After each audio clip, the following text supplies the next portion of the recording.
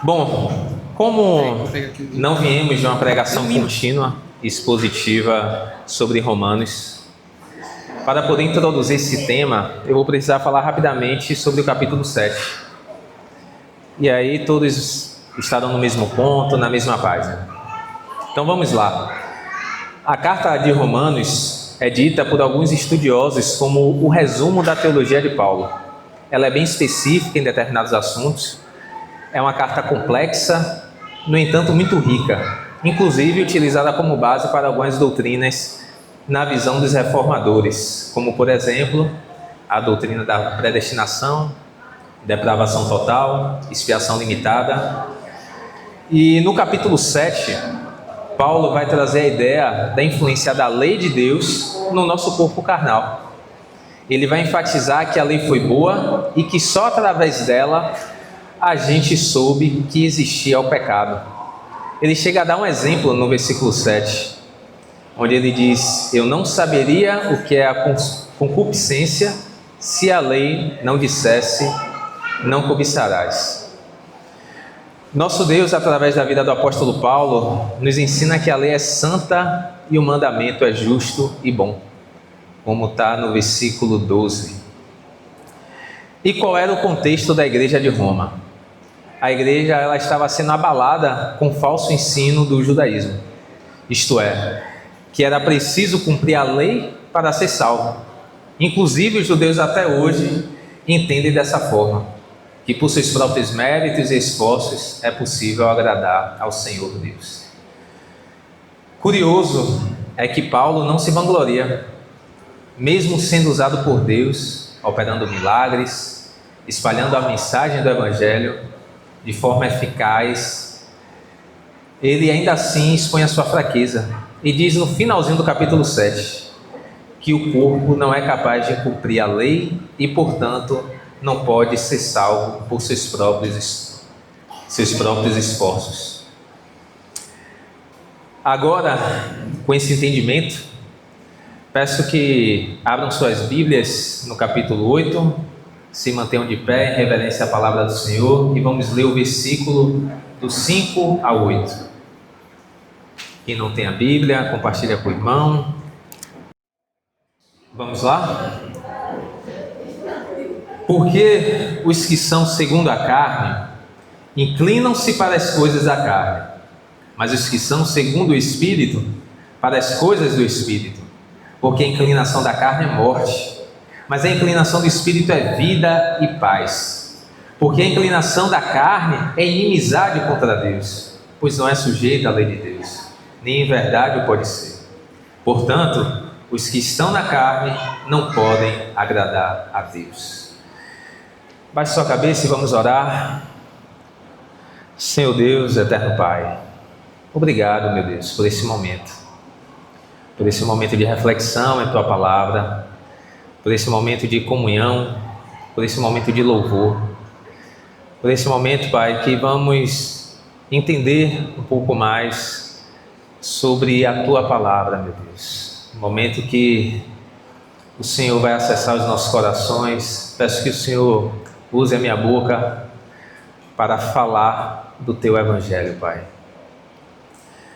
Eu te peço, Pai, com coração contrito, com coração de incapaz, porque é o Teu Santo Espírito que vai me dar a capacidade de levar a Tua palavra para o Teu povo. Obrigado, Senhor. Abre nossos corações em nome de Jesus. Amém. Podeis assentar, meus irmãos.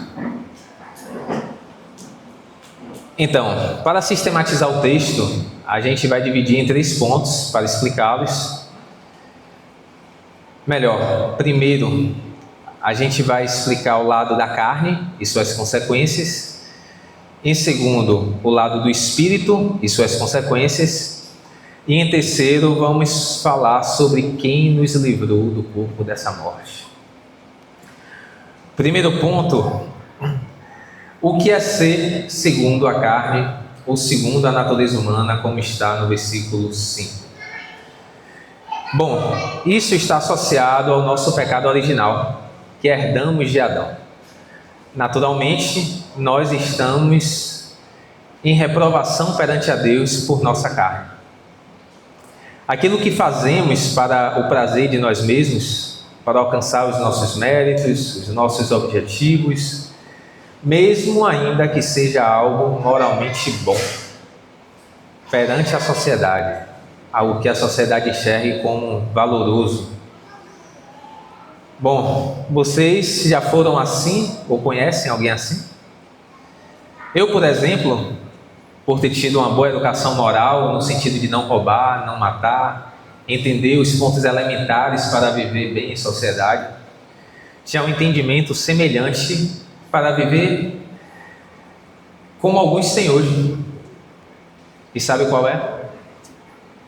Se o Deus verdadeiro é o Deus dos cristãos, Ele não será injusto em me mandar para o inferno, porque eu sou uma pessoa tão boa, não é? Eu não faço mal a ninguém, não uso drogas, não roubo, oro até o Pai Nosso de vez em quando.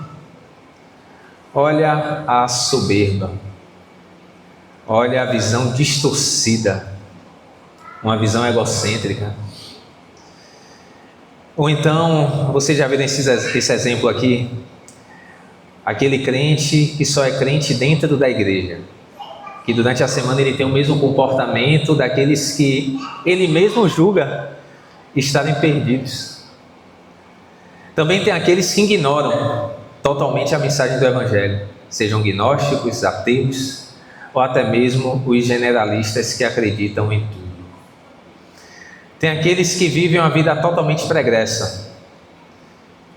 E esses foram alguns poucos exemplos que estão em condições iguais perante ao nosso Deus, de pessoas que estão segundo a carne. E o que são as coisas da carne, como diz o apóstolo Paulo? Hoje eu acredito que está cada vez mais evidente. E tenho certeza que se eu perguntasse a cada um exemplo de uma coisa da carne, todos aqui acertariam. Mas vamos nos ater à palavra de Deus e vamos ver o que ela nos ensina sobre as coisas da carne. Eu peço que os irmãos abram suas Bíblias em Gálatas 5, do versículo 19 ao 21. Quem achar, dá um amém aí. Gálatas 5, do 19 ao 21.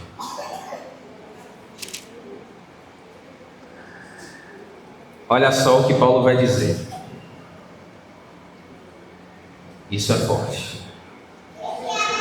Porque as obras da carne são manifestas, as quais são adultério, fornicação, impureza, lascívia, idolatria, feitiçaria, inimizades, contendas, iras, pelejas, dissensões, heresias, invejas, homicídios, bebedices, glutonarias e coisas semelhantes a estas.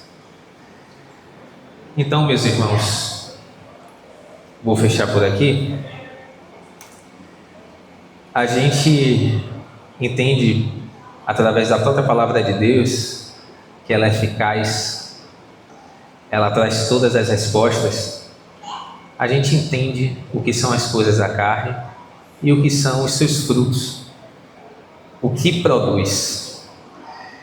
E, obviamente, existe uma diferença da nossa natureza pecaminosa e do nosso ato pecaminoso. A natureza, como eu já falei, tem a ver com a nossa condição original. A nossa condição desde quando Adão errou no Éden e de forma natural a nossa carne, nós pecamos. E o ato pecaminoso é aquilo que foi consumado, que produz esses frutos que eu mencionei em Gálatas, que a Bíblia mencionou em Gálatas e que eu apenas reproduzi. Então vamos lá, agora que a gente viu os frutos, vamos ver as consequências disso, né? Que é a verdadeira condição da nossa carne e nossas motivações é essa. Vamos voltar agora para o texto exposto porém em ordem inversa, né? Onde vamos ver e observar as consequências da inclinação da carne de maneira progressiva. Voltemos a ler Romanos 8 e vamos nos ater aos versículos 8, o 7 e o 6. Olha só o que Paulo diz: portanto, os que estão na carne não podem agradar a Deus. O 7: porquanto a inclinação da carne é inimizade contra Deus, pois não é sujeita à lei de Deus, nem em verdade o pode ser. E o 6, olha a consequência, né? Não agradamos, estamos em inimizade contra Deus. E agora o terceiro ponto: porque a inclinação da carne é morte. A inclinação da carne é morte. Agora ficou mais fácil de entender, porque a nossa carne é inclinada às coisas da natureza humana, não é? Que por si só é pecaminosa. E ela, a carne, até pode querer se inclinar às coisas do Espírito. Mas nós conhecemos essa verdade: querer não é poder. Ela não pode. Não tem como, segundo a carne, inclinar-se para as coisas do Espírito. Não tem como. Ela não é sujeita à lei de Deus, conforme vimos no capítulo 7, no capítulo 8, versículo 7. Você pode ser carnal, isto é, ser segundo a sua natureza humana, ou ser segundo o Espírito e se inclinar para as coisas do Espírito. Só existem duas opções, meus irmãos. Não tem meio termo. Ou é, ou não é. E agora vamos falar do poder do Espírito. O poder do Espírito Santo. Ele produz algo totalmente diferente em nós. Ele transforma o nosso ser. Passamos a enxergar o mundo diferente. Passamos a viver esse mundo de forma diferente. E assim, basicamente, eu aprendi com a Bíblia que uma pessoa que anda segundo o Espírito, ela exerce 3 atitudes fundamentais, ou melhor, 4, né? Ela exerce o perdão, ela exerce o arrependimento, ela ora e ela quer ter atitudes que agradam ao nosso Deus. Então, vamos ver o que o Espírito Santo do nosso Deus produz. Quais são os frutos do Espírito?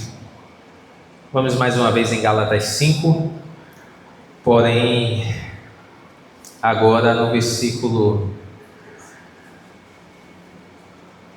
Perdão, meus irmãos. Vamos ler mais uma vez o versículo 5 e 6 de Romanos. Porque os que são segundo a carne inclinam-se para as coisas da carne, mas os que são segundo o Espírito, para as coisas do Espírito. Porque a inclinação da carne é morte, mas a inclinação do Espírito é vida e paz. O Espírito, ele nos dá vida e paz. Eu tenho a certeza que todos aqui desejam isso. Todos. E como todos desejam isso, agora, finalmente, em Gálatas 5, nós vamos expor quais são os frutos do Espírito Santo de Deus. Gálatas 5, 22, 23. Amém?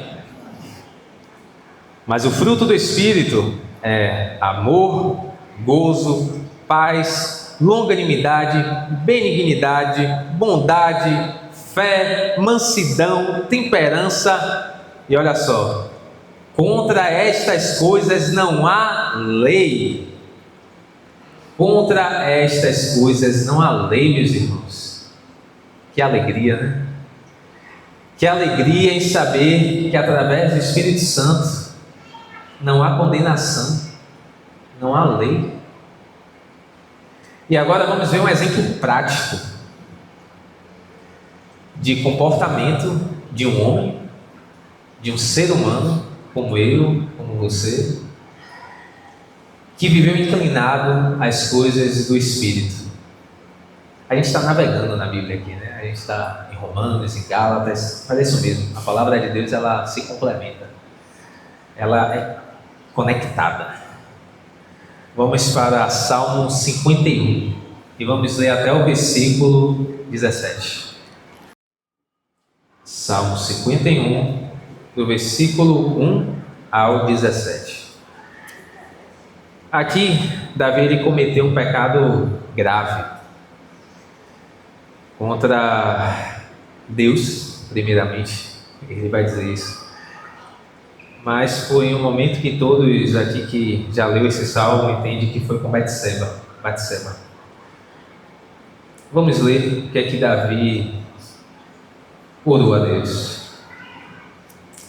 Tem misericórdia de mim, ó Deus, segundo a tua benignidade.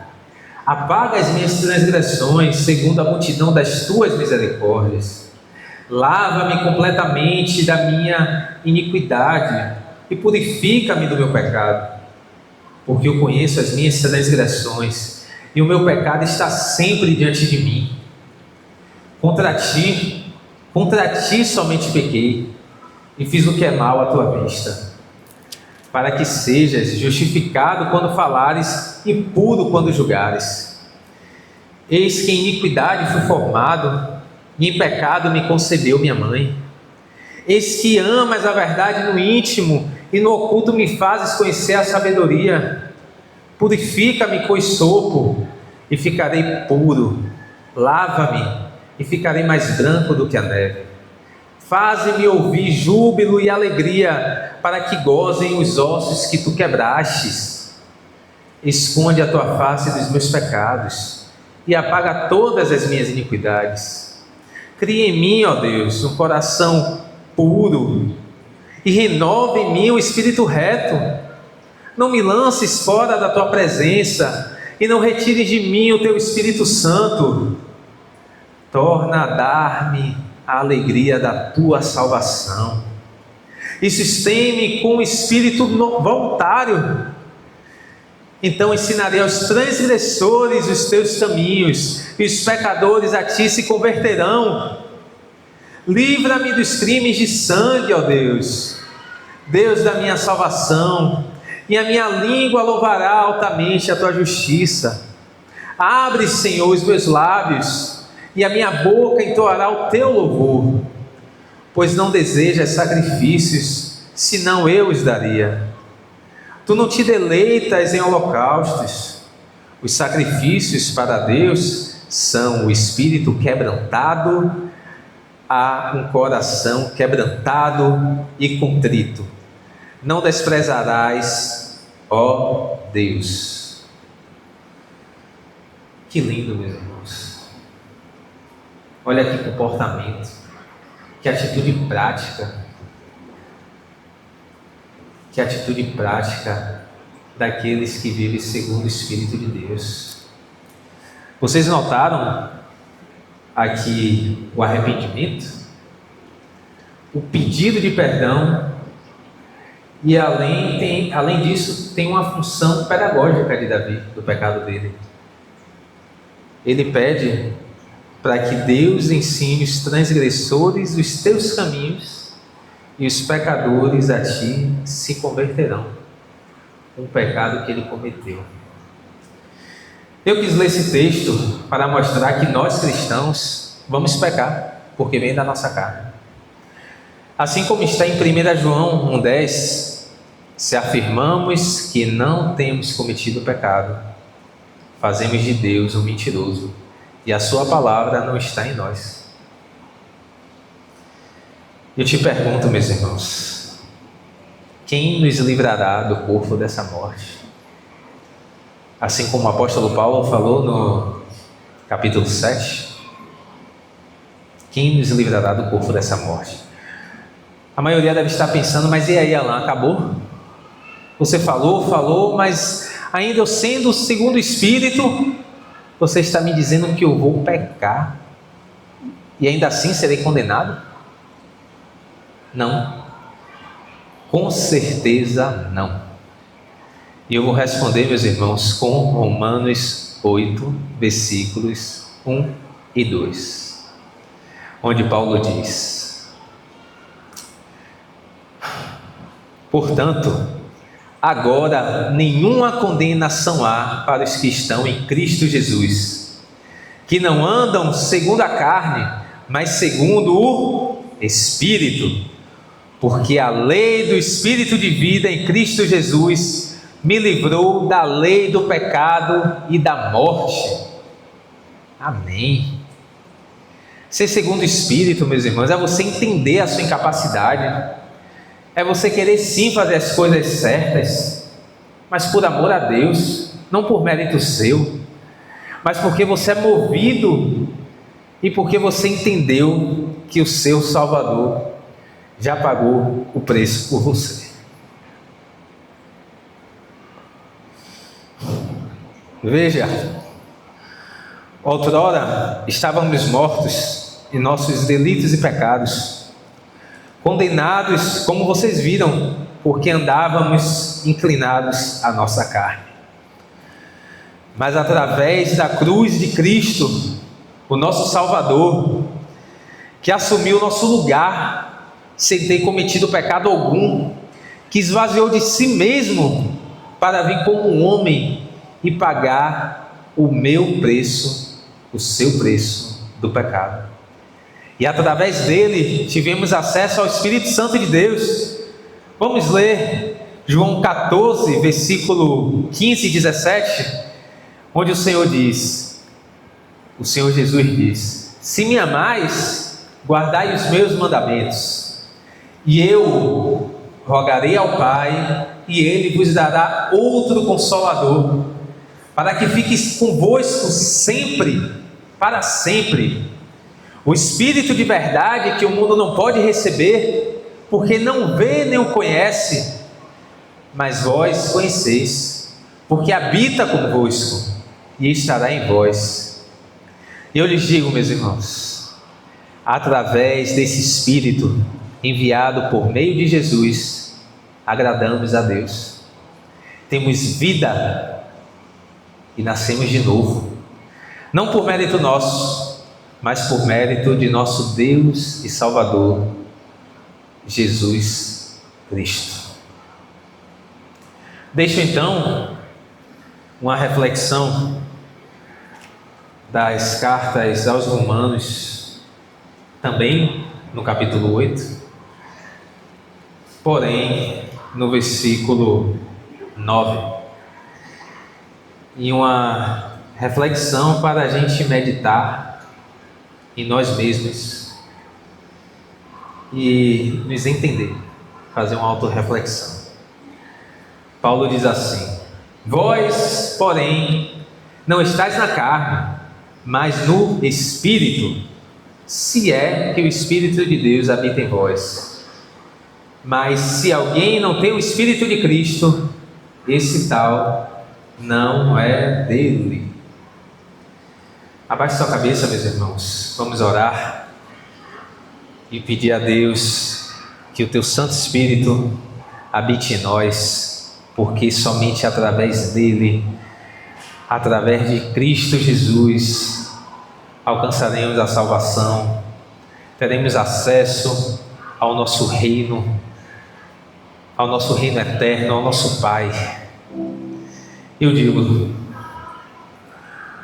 assim como o apóstolo Paulo falou no versículo 17, e se nós somos filhos, somos logo herdeiros, também verdadeiramente herdeiros de Deus e co-herdeiros de Cristo, se é certo que com Ele padecemos, para que também com Ele sejamos glorificados. E é com essa palavra, meu Deus, que eu peço. Nos dá um espírito de vida, Senhor. Nos dá atitudes, Pai, de seres transformados pelo Teu Santo Espírito, Senhor. Que a gente entenda que aquilo que agrada ao Senhor vem do Espírito. Que a gente se coloque em incapacidade. Que a gente entenda que o nosso lugar é como servos do Senhor Jesus, que a gente sim deve amá-lo, e Ele sim dará o Teu Santo Espírito, enviará o Teu Santo Espírito. E eu peço, Pai, que o Teu Santo Espírito habite em nós todos os dias da nossa vida, no nome santo do Senhor. Amém, amém e amém.